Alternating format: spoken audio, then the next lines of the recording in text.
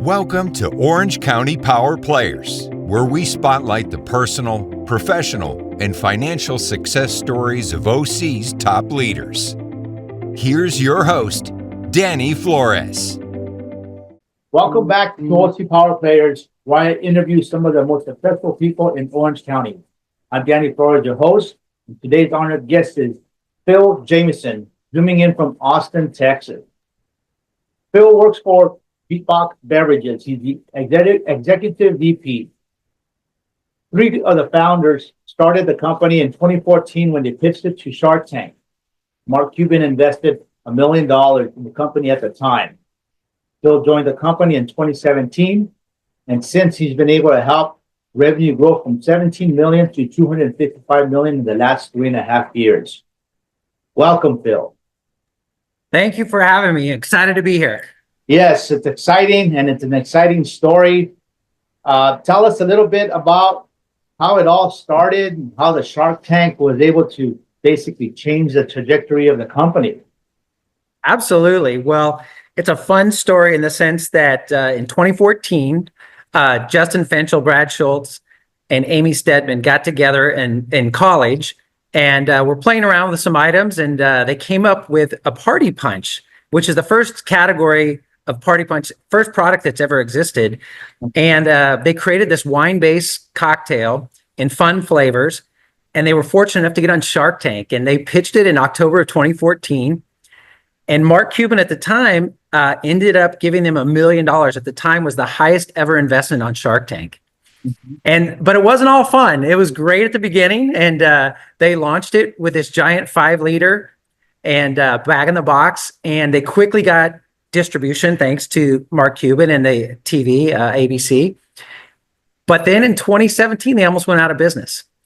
Consumers were afraid to spend, $25 to $30 on a new item. They didn't know what it would taste like. And at the time, they were struggling a little bit. And one of their board members suggested they go into a single serve. And we changed to a single serve, or they changed to a single serve in 2017. And since then, it just started taking off. And we saw that success today with the company is valued easily over $500 million in valuation. So with that $1 million investment by Mark Cuban was pretty good. If you look back, he claims it's on all his years of Shark Tank, it's one of the top 2 investments he's ever made. Wow, that's amazing. Now, just out of curiosity, how much of a piece of the company did he take for that $1 million investment? At the time, oh my gosh, you're going to stump me on this one, Danny. I apologize. I don't remember off the top of my head. I'll have to get back to that one. It's been so long and since I've been asked that question. So I'll have to double check. Since then, he's divested some. His brother is still on our board, and but he has so many other businesses going. If you followed Mr. Cuban recently, he's divested into some other things, especially his drug company. Yeah, no, it's the Shark Tank for a reason, right? They want to get as much of the company as they can. Yes. So I'm just curious, because what was the valuation at that time, right? What were they asking for? How much were they willing to give away? And you got to know that if you watch the show, whatever you're willing to give away, they want twice as much. Absolutely. And you know what? If you go back to the October season 6, I think it was, that'll be on there. I don't have it memorized though, but I apologize. I will get it back to you post interview. It's okay. No, it's okay. It's okay. But this is kind of cool because they can get in there, and because of their network and their experience, they can make a change for the company to be able to make the company grow. Yeah, we have a big announcement coming off at Shark Tank. There's a new episode, a follow-up March 7th on ABC, where our new investor is going to be announced. We have a new investor in the company that's quite well known. I'm sure you've heard of him. His name is Shaquille O'Neal. Oh, yeah, I think I've heard of that guy. and Shaq is coming aboard, and they're going to debut it on March 7th on Shark Tank. Him and Mark Cuban are going to be on the show and talk about his investment. And Shaq's coming aboard, and he's launching a brand new line of lemonades for us. And those will be launching here really March 1st. So do they come into you guys have meetings with them, you get to meet them and kind of brainstorm with them? Is that what happens? So we had an original meeting in Dallas. We met where they filmed the Shark Tank. We spent the day, and it was pretty cool. And then Shaq and his team add a lot of context. And he's one brilliant business person. He is all in. He's not like just some celebrity endorser. He really wants to be successful in business, and he adds a ton of value. He has a lot of opportunities that he suggests. He's helping us even on down to the level of large sales calls. He is very sharp. I'm so impressed by Mr. O'Neal, and we're excited to have him as an investor. Yeah, no, I've watched what he's done since he's retired from playing, and yeah, he's a businessman. He's a true businessman, and the money that he makes, he reinvests, but he also gives back to the community, and that's the cool thing about He does. It's amazing. Yes, because you can't remember the community where you came from, right? Right, because we all started from nothing, and we have to be able to say, hey, wait a minute, God's been good to us, business has been good to us. Let me give back and maybe pull a couple people up from. I love it. Absolutely. I couldn't agree more. And I even go back to my days where I grew up in Southern California and went to Cal State San Bernardino. And I've gone back in the past and done some talks and worked with the entrepreneur group over the years because it's great. We're all very blessed people. Now, what's your function in the company? So I oversee all of sales, and then I help with strategic planning, and that's sales U.S. and globally. And we launched the Caribbean recently. We're launching Canada, the U.K., and Ireland, all coming up in the next few months. So we have a sales team of about 128 people. And then I report to the CEO and owner, Justin, and we work together on strategic planning. So it's a lot of fun. It is. It sounds like a lot of fun, especially when you guys are doing so well and the company just keeps growing. Now, you know that, and I know this also because I've seen it on the Shark Tank, where they say the beverage industry is very competitive. What's made the difference for you guys? And I would imagine it's the product that you have that is able to allowed you to move up into shelf space and being able to sell. What makes a difference between all the other beverages and you guys? Yeah, I would say there's three key things. Obviously, we have to have a great product, and we're fortunate enough that Justin, Amy, and Brad created this category of Party Punch, flavored alcohol with a wine base, and non-carbonated, resealable. So the product is number one. Number two, I would say, is the culture. You have to have a winning culture with your team, and we have 250 employees now. And we don't sell alcohol. We sell fun. That's actually something Mr. Cuban said on the original Shark Tank. He goes, "You guys are selling fun. You're not selling alcohol." And it really is that in our category, in the alcohol industry, for many years it was fun, and then things got tough across all category levels, and the fun kind of fell out of the business, and it was stressful, and people weren't having fun. So Justin and Brad have done a great job leading the culture of this company, and we really have an amazing culture. In my 30 plus years in business, it's by far the best culture I've ever worked in. And because of that, we're able to attract A players, big players, Division I, like if you're referring to college. And those players, and those people are good people. And so fun is number two. And then the third piece that's really helped take it over the top is the distribution network. So in the U.S., for those of you who aren't aware, it's a three-tier system, right? You have the manufacturer, the distributor, and then it sells to the retailer. We don't sell direct.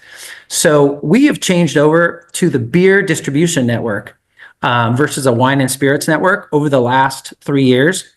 And it's made a substantial difference. So just to recap, I think the three things of success is great product, great culture, and an amazing network to distribute the product for us across the US. Right.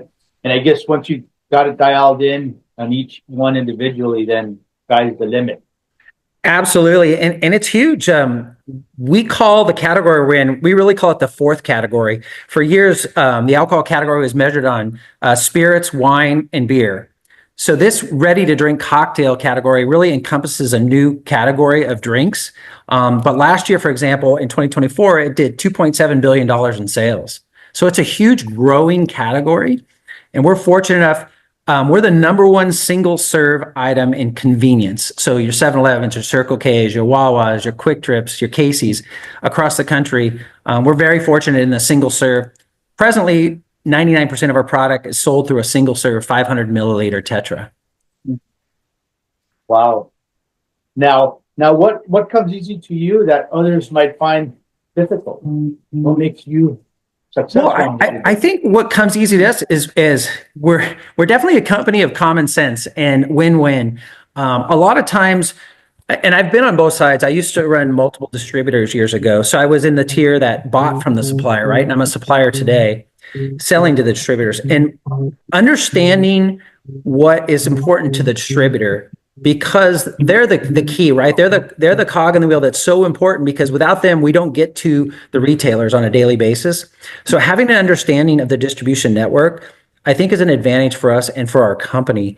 Understanding the margins they need, understanding the marketing support they need, and then really having clear communication and dialogue.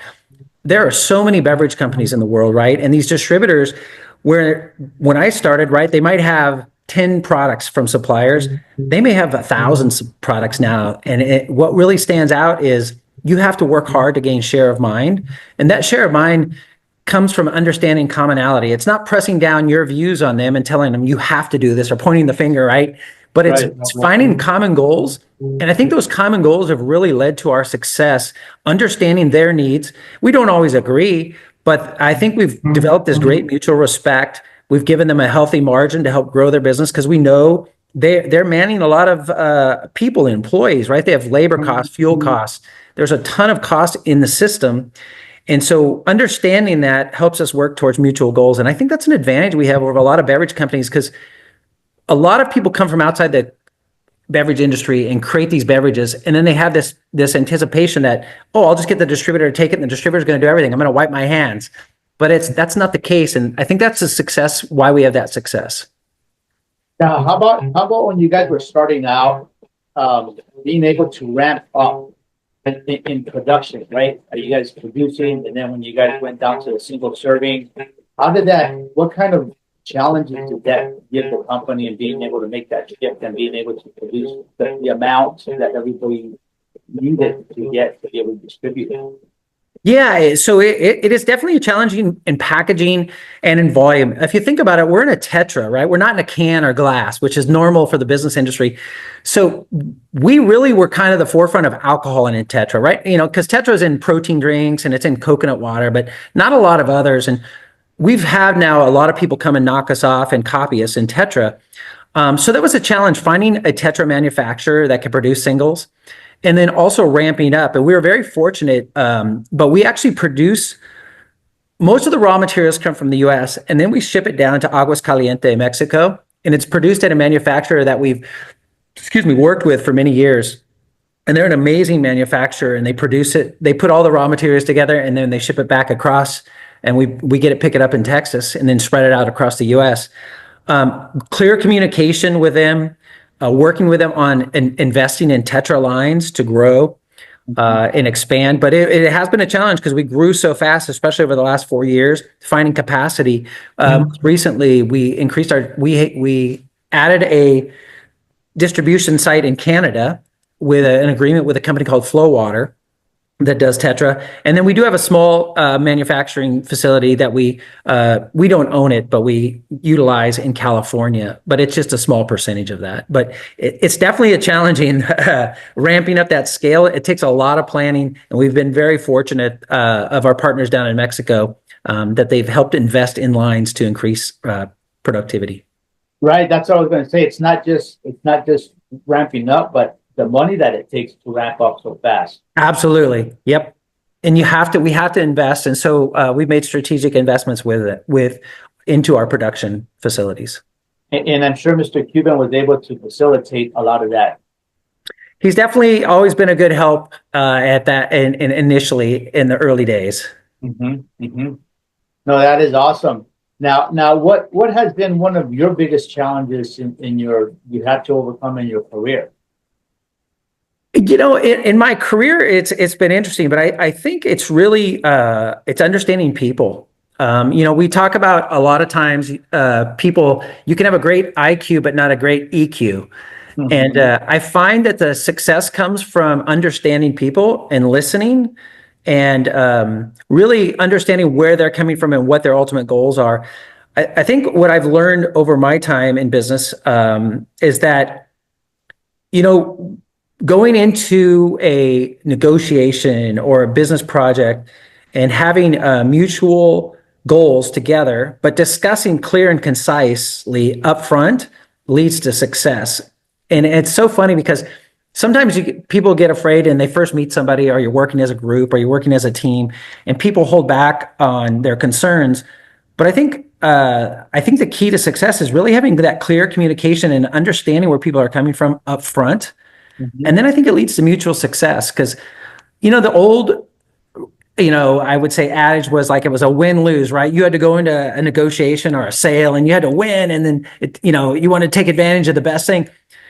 For me, I would disagree with that these days. I think going in, two people can mutually win in a business transaction. And understanding that whether it's a business transaction, a personal transaction, or whatever your company is dealing with, I think going in with that aspect really leads to long-term success. Right. Both of you have to be winners. Yes. In the Yep. deal. Yeah. Yeah, it's not like a win-lose, crush the other person, because we're in a consumer product and we want people to continually buy that consumer product. And so our closest customers are our distributor network, which we have 347 warehouses in the US alone with about 250 owners. So those are our primary customers, then followed by the retailers. But we find that long term, we have greater success and accelerate faster in a place where you both have a win-win and clear communication. No, that is. I mean, that's just the way it is in any business. I think is that everybody's there to win and to get ahead. Bottom line. Yes, for sure. If you want to crush your opponent in a sense, then they're not going to live to fight another day, and that's not the deal.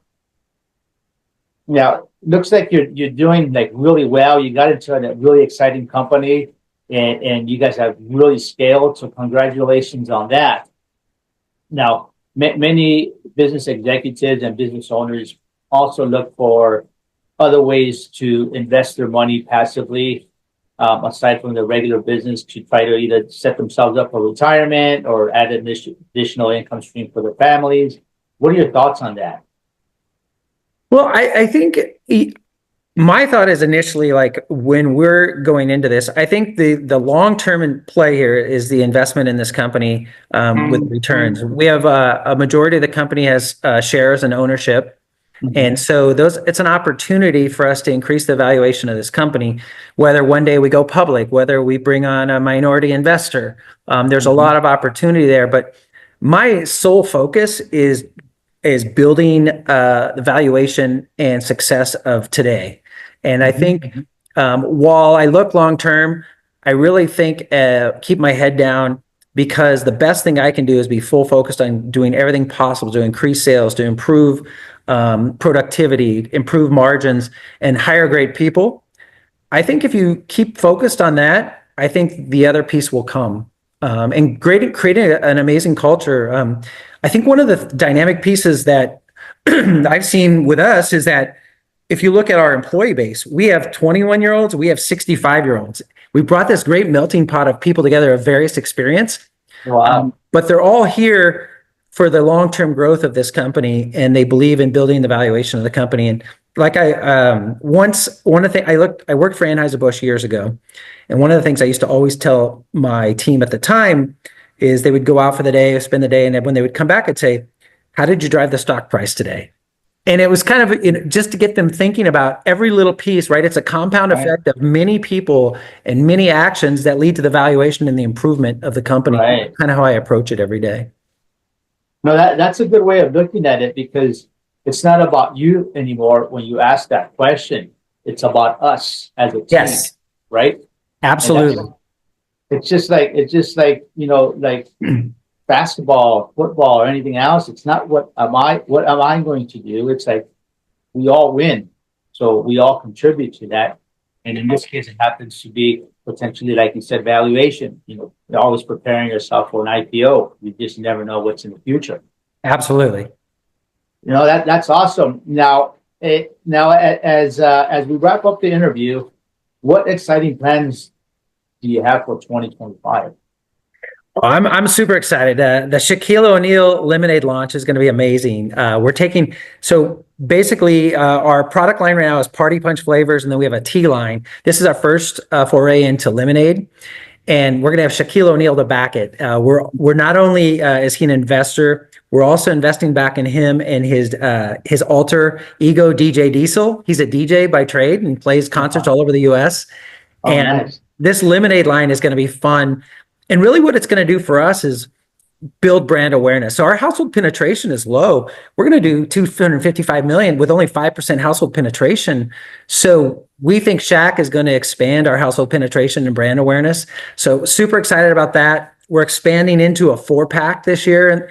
We're going to go from single serve to a 4-pack, which we think is going to expand occasions. Mm-hmm. And we have some really cool stuff in the fall coming up. We have a grape flavor we're launching, and then we have a special product that we're going to launch in the fourth quarter that we'll be announcing soon. But 2025 is an exciting time because also the retailers starting to understand that fourth category I talked about. They really hadn't understood it, and they're starting to see the value because the growth, again, like I said, 2.7 billion in 2024. And because of that, I think we'll see a huge expansion in our distribution growth this year. Wow. Amazing. Congratulations. Well, thank you. Thanks, Danny. I appreciate your time. Yeah, Phil. Well, thanks so much for your time. And if somebody that's listening wants to get a hold of you, how could they get a hold of you? The best way to get a hold of me would probably be, I'll give you an email address, and they could reference your podcast, but it's pjamison@beatboxbeverages with an s.com. pjamison@beatboxbeverages.com. Very good. Well, thanks so much, Phil. And to our listeners, please go to ocpowerplayers.com and follow us on your favorite channel. Thanks so much. Thank you. Have a wonderful day. All right. You as well. Thanks. Thanks for listening to Orange County Power Players. Want to share your success story? Apply to be a guest at ocpowerplayers.com/guest.